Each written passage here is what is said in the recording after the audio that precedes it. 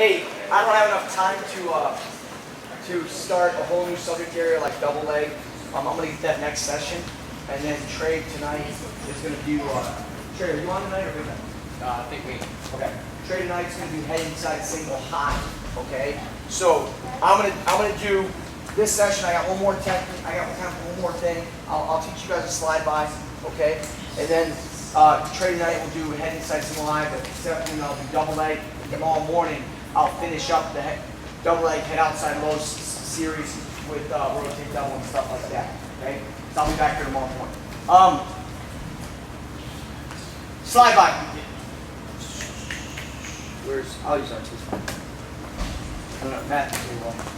Alright, so check it out. Not a leg attack. Alright?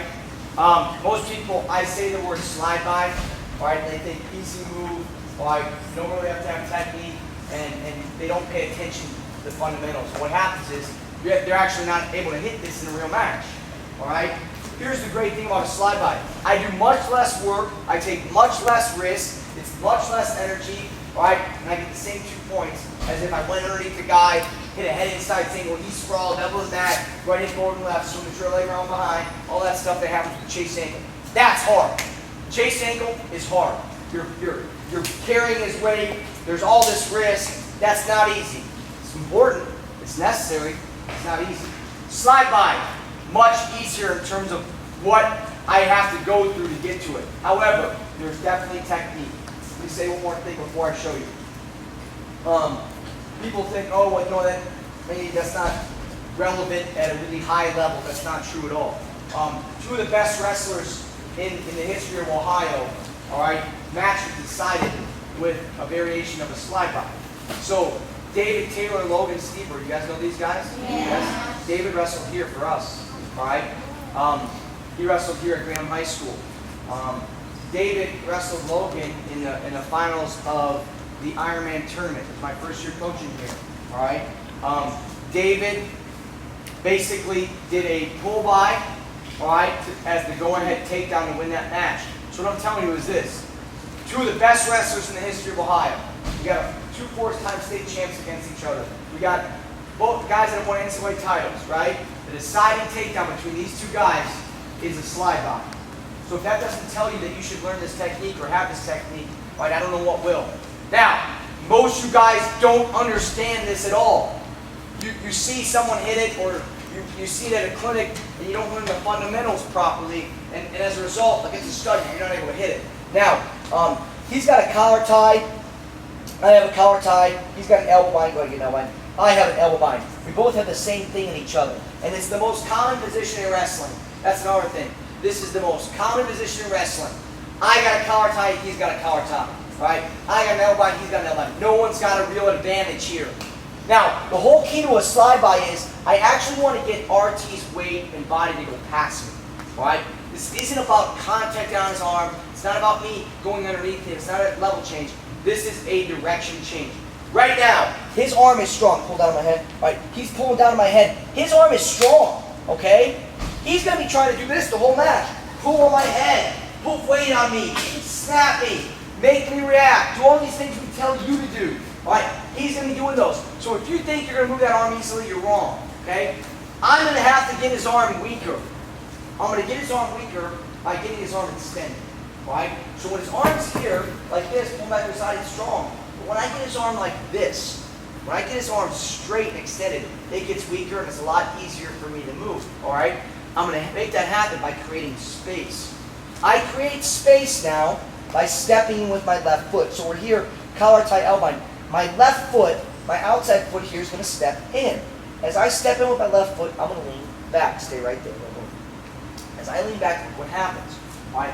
I get his arm straight. When I get his arm straight now, I have a greater ability to move his arm. If I gave Ryan here a 5-pound weight, a 3-pound weight, I told him to hold it out here for a while, it'd be very tough for him. It's easy for me to move his arm, all right, and that's how I'm going to beat it. So that's the number one thing I got to do. You guys won't do that. You'll stay in here ear to ear, super tight, there's no space, his arm's strong, there's no way we can hit it. I'm going to step in, I'm going to lean back. Watch, I step in left foot, and now I lean back. As I lean back now, I'm going to pivot. So when I pivot, here's what I mean. I step in, and now I turn. Watch. My right foot is a pivot point. I'm going to pivot on my right foot, and I turn my hips. As I turn my hips, this is really what does the technique. I turn my hips, and I change my direction, right? This direction change, I look away, I get him to go past me. I don't even have to use this arm. I shouldn't have to use this arm, all right? My left arm, all right, any contact that it makes is help. It's not the method, all right? So I see a lot of guys in here, and mistakenly, they do like this, and nothing happens. This is about my hips. From here, I step in, I lean back, I pivot. As I pivot, I'm going to pull. I'm going to pull here, and I knock him past. So my right hand is extremely important. Here's what my right hand's doing. My right hand's doing this. All right? I'm pulling him. As I pull him, he goes forward. As he goes forward, I get out of the way.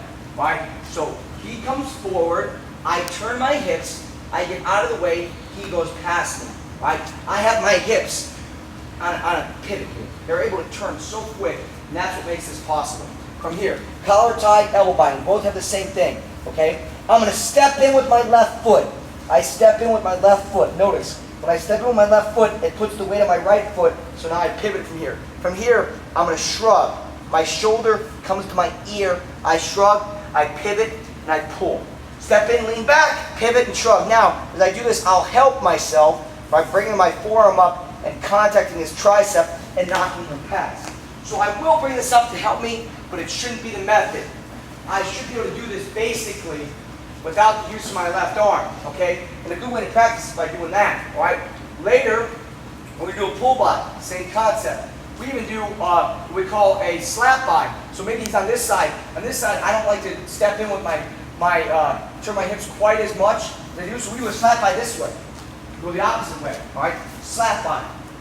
This time we're doing a slide by here. Step in left foot. Left foot steps in.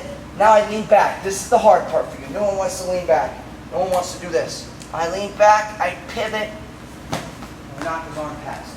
A couple setups we'll do for this. One, I'll do a hard chop. Here, bang. He comes up.